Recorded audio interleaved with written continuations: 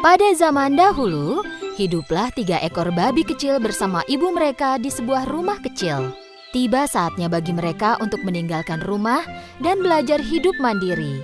Ibu mereka memanggil ketiga babi kecil. Anak-anakku sayang, sekarang kalian harus pergi menjelajah dunia.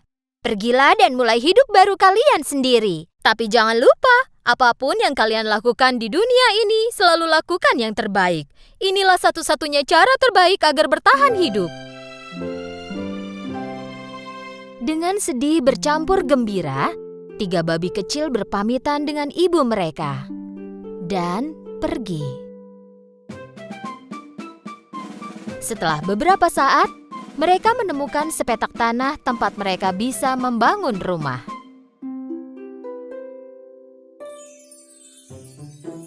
Babi yang bungsu bersikukuh ingin membangun rumahnya dari jerami. Pikirnya itulah cara termudah dan tercepat untuk membangun rumah. Jadi dia punya banyak waktu untuk bermain. Babi yang bungsu menyelesaikan rumahnya dalam sehari. Dia berteriak kepada babi-babi lainnya. "Hei kalian, aku sudah selesai." Babi yang sulung melihat rumah itu. Oke, tapi rumah ini tidak terlihat kokoh sama sekali. Bagaimana kita bisa melindungi diri dari serigala? Babi yang bungsu tidak mempedulikan perkataan kakaknya. "Jangan khawatir, takkan terjadi apa-apa." Oke, jangan bilang aku tak memperingatkanmu ya. Babi yang tengah memutuskan untuk membangun rumahnya dari kayu. Dari ranting-ranting yang dia kumpulkan di hutan, dia memutuskan untuk membangun rumah kecil. Rumahnya selesai dalam 3 hari. Rumah ini sedikit lebih kokoh daripada rumah yang terbuat dari jerami. Babi yang sulung berjalan mendekati babi yang tengah. Adikku sayang, pekerjaanmu bagus sekali, tapi ini tidak terlihat aman. Apa rumah ini akan melindungi kita dari serigala? Babi yang tengah menjawab. Jangan khawatir, rumah ini sangat aman. Oke, jangan bilang aku tak memperingatkanmu ya. Ketika 2 babi kecil lain bersenang-senang di rumah baru mereka, babi yang sulung masih terus bekerja. Karena dia membangun rumahnya dari batu bata dan batu. Babi lainnya berpikir kalau usahanya itu sia-sia. Mereka hanya bermain dan bersantai.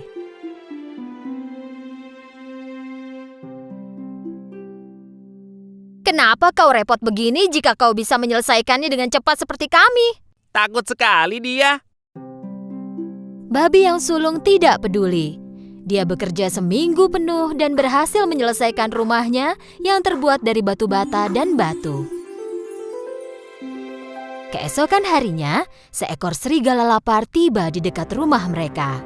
Serigala itu berdiri di depan rumah yang terbuat dari jerami. Babi kecil sedang beristirahat di rumahnya yang terbuat dari jerami. Serigala mengetuk pintu.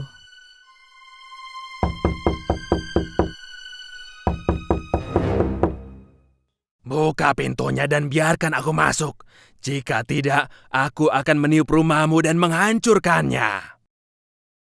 "Kau tak bisa menyentuhku, rumahku cukup kokoh." Dan serigala pun menarik nafas dan meniup rumah jerami dan menghancurkannya. Untungnya babi kecil berhasil kabur dan melarikan diri ke rumah kakaknya yang terbuat dari ranting kayu. Babi itu mengetuk pintunya. Ketika babi yang tengah membuka pintu, babi yang bungsu langsung masuk ke dalam. "Cepat, tutup pintunya, serigala bisa masuk ke sini." Jangan khawatir, dia tak akan bisa melakukan apapun pada rumah ini. Tak lama kemudian, serigala datang ke rumah kayu babi kedua dan berteriak. Buka pintunya dan biarkan aku masuk. Jika tidak, aku akan meniup rumahmu dan menghancurkannya. Kau tak bisa menghancurkan rumahku. Dan serigala pun menarik nafas, meniupkan nafasnya, dan menghancurkan rumah kayu itu. Kedua babi kecil pun berlari menuju rumah babi ketiga dan nyaris tertangkap serigala. Serigala menuju kemari, apa yang akan kita lakukan? Babi yang sulung menjawab dengan sangat yakin. Jangan khawatir, serigala tak akan bisa masuk ke rumah ini. Tak lama kemudian, serigala lapar datang ke rumah batu babi sulung dan berteriak kepada ketiga babi. Buka pintunya dan biarkan aku masuk. Jika tidak, aku akan meniup rumahmu dan menghancurkannya. Sebaiknya kau menyerah, serigala jahat. Kau tak akan bisa masuk ke rumah ini. Serigala menjadi sangat marah. Dia menarik nafas dan menghembuskannya. Tak terjadi apa-apa. Dia tak bisa menghancurkan rumah batu itu. Serigala mencoba terus, tetapi tak bisa menggerakkan satu batu pun. Akhirnya, karena kelelahan, serigala memutuskan cara lain untuk masuk. Dia melihat cerobong asap di atap dan mulai memanjat. Menyadari serigala sedang memanjat atap dan turun dari cerobong, babi segera menyalakan perapian tepat di bawah cerobong asap itu dan menaruh sepanci besar air di atas kayu. Serigala tak bisa memanjat keluar dari cerobong dan jatuh ke bawah. Masuk tepat ke dalam air mendidih di dalam panci. Tolong, aku terbakar. Selamatkan aku. Tolong. Akhirnya, setelah terbebas dari serigala, para babi kecil saling berpelukan dengan sukacita. Besoknya, 3 babi kecil mengunjungi rumah ibu mereka untuk menceritakan semuanya. Babi yang bungsu duduk di samping ibu mereka. Kau benar, Bu. Apapun yang kita lakukan di dunia ini, kita harus melakukan yang terbaik. Jika kau sungguh-sungguh, pasti akan berhasil. Sejak saat itu, kedua babi itu tidak pernah malas lagi. Mereka bekerja keras seperti kakak mereka dan hidup bahagia dan aman.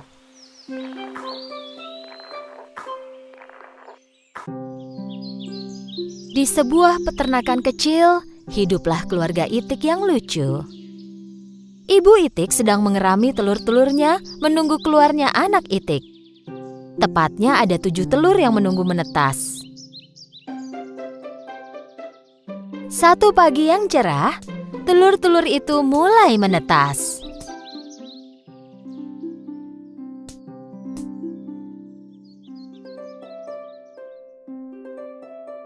Anak Itik mulai beradaptasi dengan dunia baru. Mereka bersuara dan berjalan mengelilingi ibu Itik. Namun, telur terakhir masih belum menetas dan ibu Itik mulai khawatir. Dia pikir mungkin ada yang salah. Dia memutuskan menunggu sebentar lagi. Dan akhirnya, telur ke-7 dan terakhir pun menetas. Dengan kebingungan, anak Itik malang itu mulai melihat berkeliling. Dia tak tahu bahwa ibu Itik dan saudaranya yang lain lebih kebingungan lagi. Karena Itik ini terlihat unik dan tidak mirip dengan saudara-saudaranya. Badannya lebih lebar dan bulunya berwarna abu-abu dan putih. Anak Itik lain mulai mentertawakannya. Kau anak Itik buruk rupa, kau tak mirip dengan kami. Aku tak mengerti, kenapa kau tak mirip dengan saudara-saudaramu? Buruk Buruk rupa, rupa, buruk rupa, buruk rupa, buruk rupa.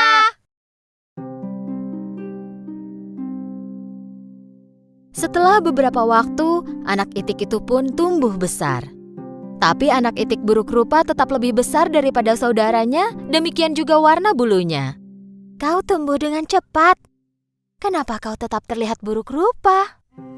Waktu berlalu dan anak Itik buruk rupa tumbuh menjadi Itik yang penyendiri dan murung. Saudara-saudaranya tak mau bermain dengannya. Kami tak akan mau bermain denganmu karena kau buruk rupa. Semua hewan lain di peternakan itu pun mengejeknya. Itik buruk rupa, Itik buruk rupa. Nya. Itik buruk rupa, Itik buruk rupa. Sebaliknya, ibu Itik melakukan yang terbaik untuk melindunginya. Anakku yang malang, kenapa kau begitu beda dari yang lain? Hari berlalu, anak Itik yang malang itu merasa sangat sedih. Sepanjang malam dia menangis tanpa suara dan berpikir bahwa tak seorang pun yang menginginkannya.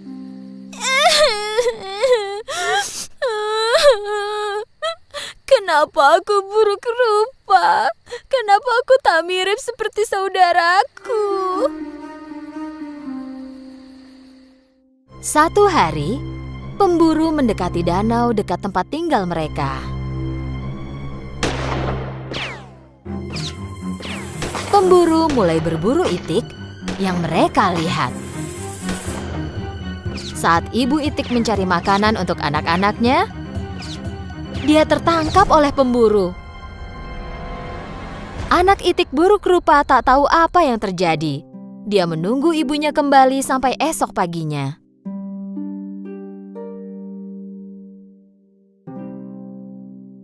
Anak itik yang malang itu tak tahu harus berbuat apa. Pertama-tama dia mendatangi anjing, dan anjing itu mengusirnya dengan marah. Pergilah. Tak boleh ada yang melihatku bicara dengan itik buruk rupa sepertimu. Kemudian itik buruk rupa mendatangi ayam.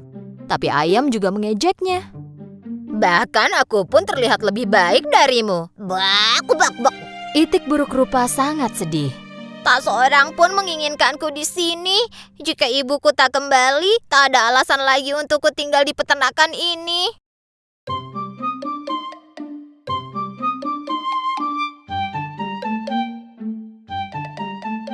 Pagi itu, itik buruk rupa meninggalkan peternakan.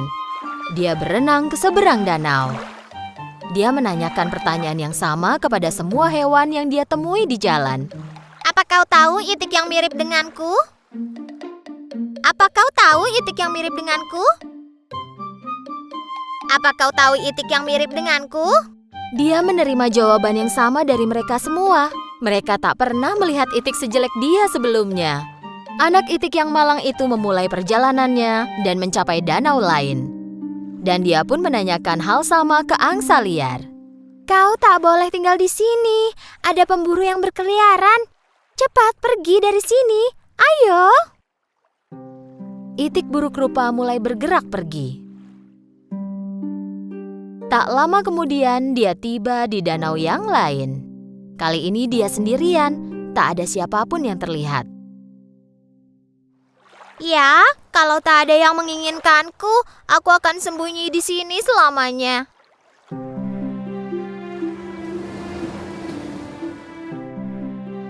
Meskipun sendirian, dia sangat bahagia. Suatu hari, dia melihat sekelompok burung berleher panjang putih bermigrasi ke selatan. Dia melihat mereka dengan kagum. Mereka cantik sekali. Kuharap aku bisa seperti mereka. Musim dingin datang dan salju mulai turun. Itik buruk rupa jatuh cinta dengan pemandangan salju pertamanya. Dia bermain-main sambil ditutupi salju putih. Karena salju yang tebal, itik buruk rupa kesulitan menemukan makanan. Jadi dia pergi mencari makanan. Dia kedinginan dan kelelahan. Sementara itu, dia bertemu seorang petani. Petani merasa iba dan memberikan jaketnya. Kau makhluk malang pasti kedinginan. Aku akan membawamu pulang dan merawatmu sampai besar.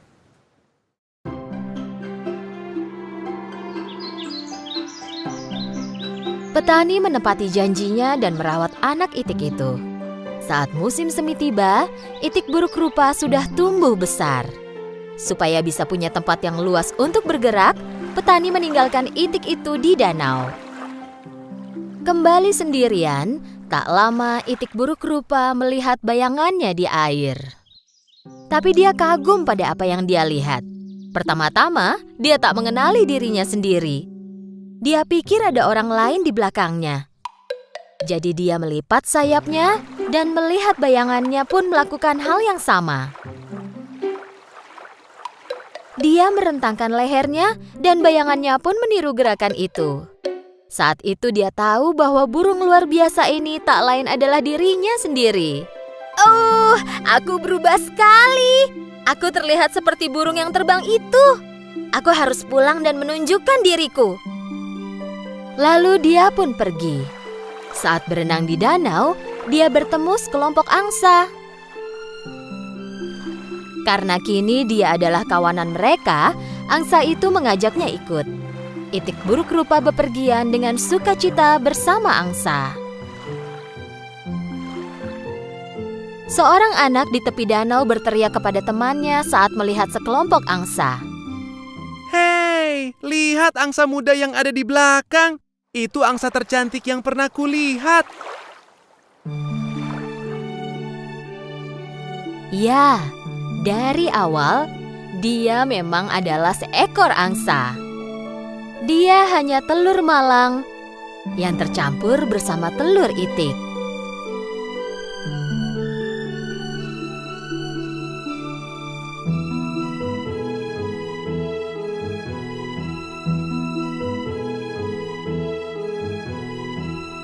Tapi kini dia bersama keluarganya dan hidup bahagia pun menantinya. Pada zaman dahulu, di pondok kecil di hutan, hiduplah ibu kambing dan anak-anaknya dengan bahagia. Anak-anak kambing itu sangatlah lucu. Mereka terlihat seperti mainan. Ibu kambing, seperti ibu lainnya, mencintai anak-anaknya. Dia melindungi mereka dari hewan liar di hutan. Suatu hari, sebelum pergi mencari makanan, ibu kambing memanggil semua kambing dan berkata, "Anak-anakku sayang, aku akan pergi ke hutan. Jangan bukakan pintu untuk siapapun. Jika serigala masuk ke rumah, dia akan memakan kita semua hidup-hidup. Dia sangat licik, dia akan menyamar menjadi apapun dan mencoba menipu kalian." Jadi bagaimana kami akan mengenalinya? Serigala bersuara serak dan aku punya suara yang lembut dan indah. Jadi kau bisa segera mengenalinya dari suaranya yang berat dan serak. Saat akan pergi, ibu kambing ingat satu hal. Dia berbalik ke anak-anaknya. Satu lagi, kaki serigala berwarna hitam dan aku putih. Kalian juga bisa mengenalinya dari kakinya. Jangan khawatir, Bu. Kami bisa menjaga diri sendiri. Kami bisa diandalkan. Ibu kambing mencium anak-anaknya satu persatu, lalu pergi ke hutan. Serigala mengawasi mereka dari jauh. Ketika dilihatnya ibu kambing pergi, dia menunggu sebentar, lalu datang ke pintu pondok dan mengetuk pintunya.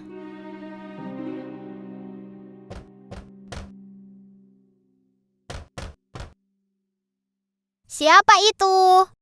Anak-anak, buka pintunya.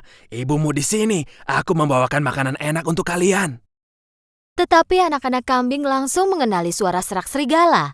Tanpa membuka pintunya, mereka berteriak, Kau bukan ibu kami. Suara ibu kami manis dan lebih indah. Kau adalah serigala. Kau tak bisa menipu kami. Serigala sangat marah karena tak bisa menipu anak-anak kambing. Jadi dia pergi ke toko, membeli kapur besar dan memakannya. Kini suaranya terdengar jadi lebih lembut. Lalu dia kembali ke pondok dan mengetuk pintu lagi. Kali ini, serigala mulai berbicara dengan suara lembut. Anak-anakku, buka pintunya. Ini ibu kalian. Aku bawakan makanan dari hutan untuk kalian. Mendengar suara lembut serigala, anak kambing pikir itu benar-benar ibu mereka. Tepat saat mereka akan membuka pintu, salah seorang dari mereka berteriak, Tunggu! Mari kita periksa kakinya dari bawah pintu." Tentu saja mereka melihat kaki hitamnya serigala dari bawah pintu. Mereka pun berteriak lagi tanpa membuka pintu. Kami tak akan membukakan pintu untukmu. Kaki ibu kami tidak hitam. Warnanya putih. Kau pasti serigala. Dengan sangat marah, serigala pun pergi. Kali ini dia pergi ke toko roti. Ketika tukang roti melihat serigala di hadapannya, dia sangat kaget. Aku sekarang vegetarian, jadi aku hanya makan pasta. Boleh ku minta tepung? Serigala keluar dari toko roti dengan sekantung tepung. Saat mendekati pondok, dia membuka kantung dan menuang seluruh tepung ke kakinya. Sekarang kakinya putih semua. Serigala licik itu mengetuk pintu pondok untuk ketiga kalinya. Anak-anakku, buka pintunya. Ini ibu kalian. Aku membawakan makanan untuk kalian dari hutan. Tunjukkan dulu kakimu, jadi kami tahu kalau kau ibu kami. Serigala menunjukkan kakinya yang dilumuri tepung. Saat anak-anak kambing melihat kakinya, mereka percaya bahwa itu ibu mereka, lalu membukakan pintu. Dan apa yang mereka lihat? Serigala berdiri tepat di hadapan mereka. Anak kambing tidak tahu harus berbuat apa. Mereka mulai berlarian, berteriak. Tidak usah lari, akan kutangkap kalian semua. Salah satu anak kambing sembunyi di kolong meja, yang kedua masuk ke kolong tempat tidur. Yang ketiga pergi ke cerobong asap. Yang keempat sembunyi di dapur. Yang kelima masuk ke dalam lemari. Yang keenam sembunyi di balik gorden. Dan anak kambing ketujuh masuk ke dalam jam raksasa di dinding. Tapi serigala licik sangatlah cepat. Dan satu persatu dia menangkap semua anak kambing. Kemari, jangan lari, akan kutangkap kalian semua. Stop!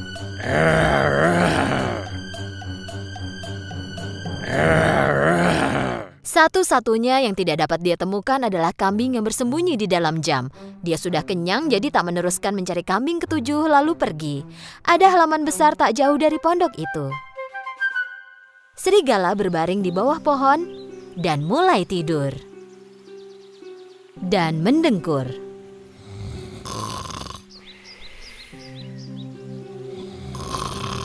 Tak lama kemudian, ibu kambing pulang. Saat dia lihat pintu terbuka, dia tahu ada hal buruk terjadi dan mulai berteriak.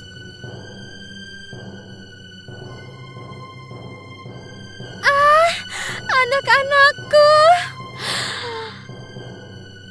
Saat masuk, ibu kambing terkejut. Meja dan kursi terbalik, gorden robek, tempat tidur berantakan, bantal dan sprei tergeletak di lantai. Ibu kambing mencari anak-anaknya tapi tak menemukannya. Dia mulai meneriakkan nama mereka satu persatu, tapi tak seorang pun yang menjawab. Akhirnya, nama anak terakhir pun dipanggil, dan dia mendengar suara bernada tinggi. "Aku di dalam jam besar, Ibu!" Ibu kambing berlari ke jam besar dan mengeluarkan anaknya. Ibu kambing dan anaknya berpelukan. Anak kambing itu mulai bercerita sambil menangis. "Serigala datang menyamar. Kami pikir itu ibu, lalu membukakan pintu. Dia memakan semua saudaraku."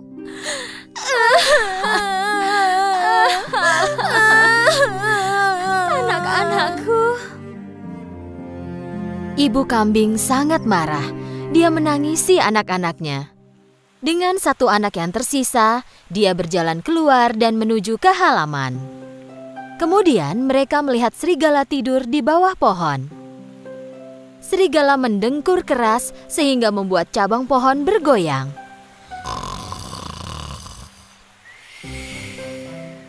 Ibu kambing mengamati serigala. Dia sadar bahwa di dalam perut serigala ada sesuatu yang bergerak. "Ya ampun, apa itu anak-anakku ada di dalam perutnya dan mereka masih hidup?" Ibu kambing menyusun rencana dan berkata ke anaknya, "Larilah ke rumah dan bawakan jarum, benang, dan gunting." Saat kambing kecil berlari pulang, ibu kambing mengumpulkan 6 batu besar dari tanah. Kemudian kambing kecil kembali dengan jarum, benang, dan gunting besar. Ibu kambing menggunting perut serigala. Dia segera melihat anak-anaknya. Lalu yang lain pun kelihatan satu persatu. Mereka semua sehat. Ibu kambing tak bisa menahan diri karena gembira. Semua anak kambing memeluk ibu mereka dengan sukacita. "Ibu, ibu, kami mencintai ibu. Kami mencintaimu. Yeay. Kami mencintaimu." Mereka semua sangat senang. "Ah, anak-anakku, kalian selamat." Ibu kambing menaruh batu yang dia kumpulkan ke dalam perut serigala dengan hati-hati. Lalu menjahit perut serigala dengan jarum dan benang. Serigala tertidur nyenyak sehingga tidak merasakan apa-apa. Serigala tidak bergerak. Ibu kambing dan anak-anaknya segera kabur. Ketika serigala bangun, dia berdiri. Perutnya sakit sekali. Dia pikir mungkin karena dia makan terlalu banyak kambing. Karena perutnya penuh batu, dia jadi sangat haus. Dia menuju ke sungai untuk minum air. Tapi saat berjalan, batu-batu di perutnya saling berbenturan. Perutku terasa berat dan penuh. Seolah-olah semua kambing itu berubah jadi batu. Serigala ingin berlutut dan minum air. Karena batunya sangat berat, dia hilang keseimbangan dan terjatuh ke air. Ah, tolong, tolong, aku tenggelam, tolong. Berteriak minta tolong, tapi tak ada yang menolongnya. Serigala tak sanggup menahan berat batu itu lagi dan tenggelam. Saat melihat apa yang terjadi, ibu kambing dan anak-anaknya berlari ke sungai. Serigala mati! Yeay! Serigala mati! Mereka menari dan melompat dengan bergandengan tangan. Sejak saat itu, ibu kambing dan ketujuh anaknya hidup damai dan bahagia di pondok mereka di hutan.